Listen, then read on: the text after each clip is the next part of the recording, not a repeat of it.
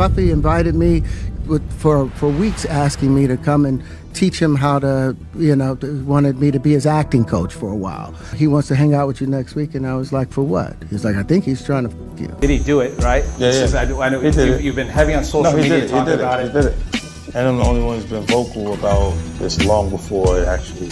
But I also didn't participate. I also didn't go to those parties. And that's always been my whole thing, and have lost businesses because I don't bend over in that way. I don't compromise. I don't play gay roles. I don't kiss a man. I don't do that. And Terrence Howard worked on my first film, Get Rich or Die Trying with me. He's a good friend of mine. This is real life that we're talking about. We're not talking about dingleberries and applesauce. Yeah, real life. Do all those things. When you give up those things, but when you give up your manhood, I've never seen somebody recover from it. That was all the people that went to the Puffy party. That was all the people that went to the Puffy parties. That was all the people that did all those things thinking that there was never going to be a consequence for what they were doing. Get punked out and pimped out by some greater desire. You shouldn't have a greater desire than being a man.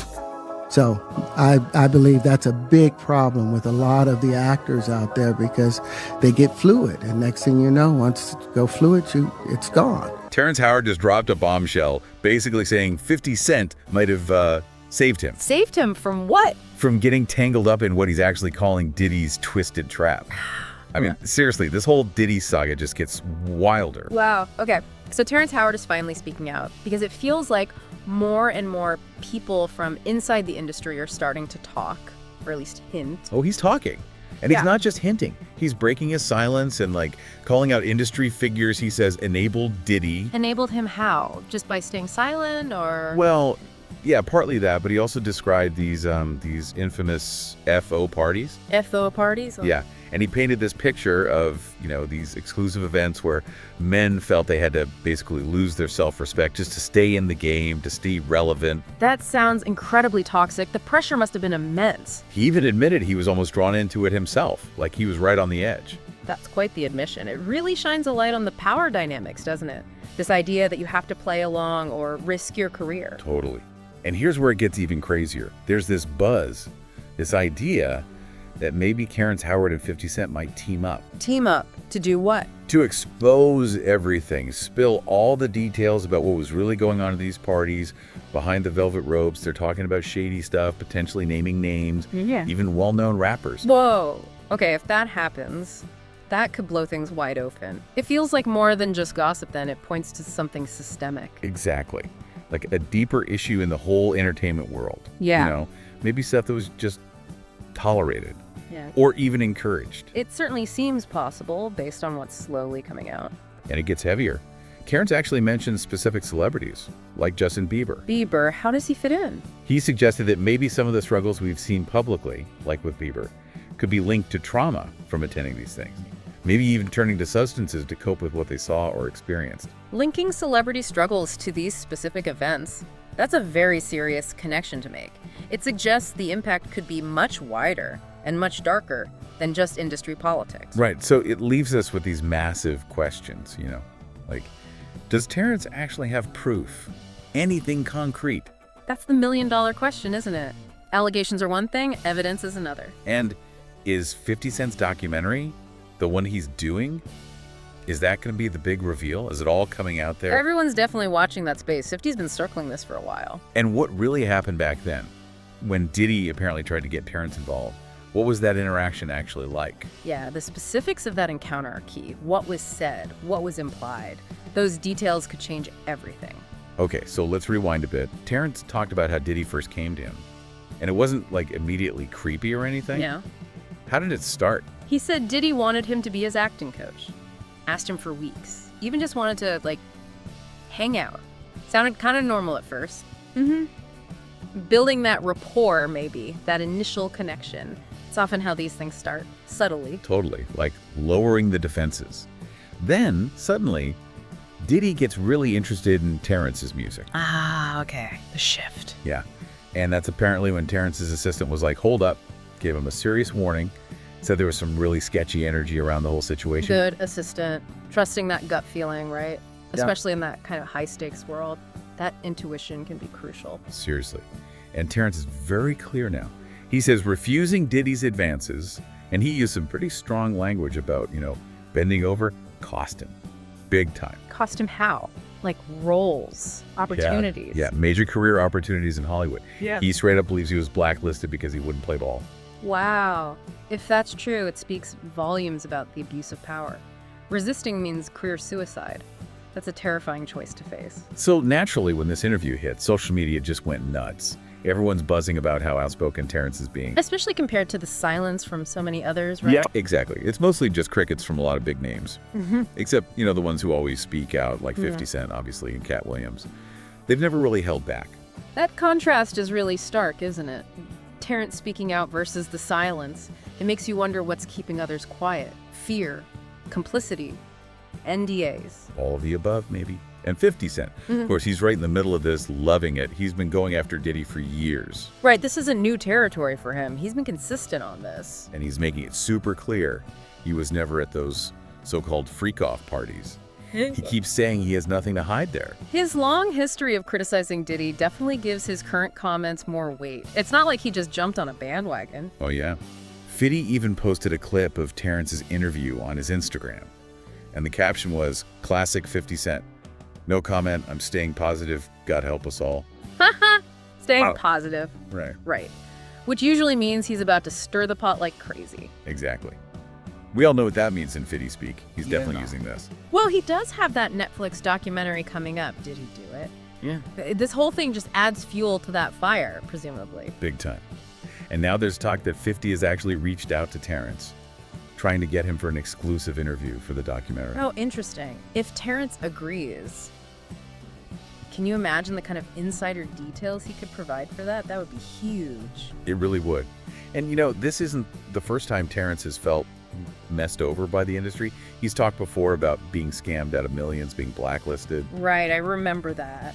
Didn't 50 Cent actually support him publicly back then, too? He did. There's definitely some history there, maybe a shared sense of being wronged by the system. That shared experience could definitely create a bond, make them more willing to challenge things together now. And Terrence also laid bare some pretty shocking stuff about his pay early on, like for Hustle and Flow.